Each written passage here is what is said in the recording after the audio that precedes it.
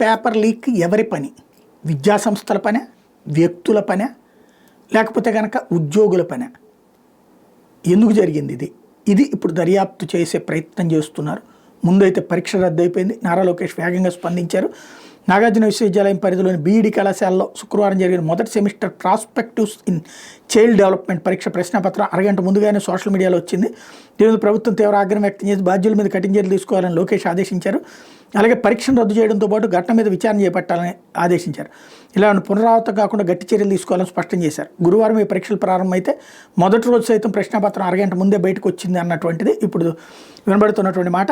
PG పరీక్షల సమన్వయకర్తగా ఆచార్య సుబ్బారావు బాధ్యతలు తీసుకున్న తర్వాత పాత పద్ధతులు మార్చారు. గతంలో ఓ రోజు ముందుగానే సీల్ బండిల్లో పరీక్ష కేంద్రానికి లేదా సమీపంలోని పోలీస్ స్టేషన్ ప్రశ్నపత్రాలు తరలించేవారు. ప్రత్యేక పరిశీలకుల సమక్షంలో బండిలు తెరిచి ఇన్విజిలేటర్లకి ఆ తర్వాత విద్యార్థులకు అందించేవాళ్ళు. ఈ విధానంలో మార్పుల పేరుతో ఆచార్య సుబ్బారావు సీడీ విధానాన్ని తీసుకొచ్చారట. పాస్వర్డ్ ఓపెన్ చేసి ప్రింట్లు తీసే క్రమంలో బయటకు వచ్చినట్టు అధ్యాపకులు అనుమానిస్తున్నారు. ప్రధానంగా తెనాలి డివిజన్ రేపల్ల ప్రాంతాలను బీడీ కళాశాల నుంచి పేపర్ లీక్ అయినట్టు ప్రచారం జరుగుతుంది. దీన్ని కొంతమంది అధ్యాపకులు ఒరిస్సా విద్యార్థుల సోషల్ మీడియాకి పంపించినట్టు అనుమానిస్తున్నారు.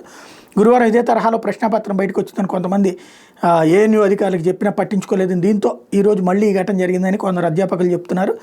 దీని మీద ప్రాథమిక ఆధారాలు సేకరించామని చెప్పి యూనివర్సిటీ వైస్ ఛాన్సలర్ కూడా చెప్తున్నారు.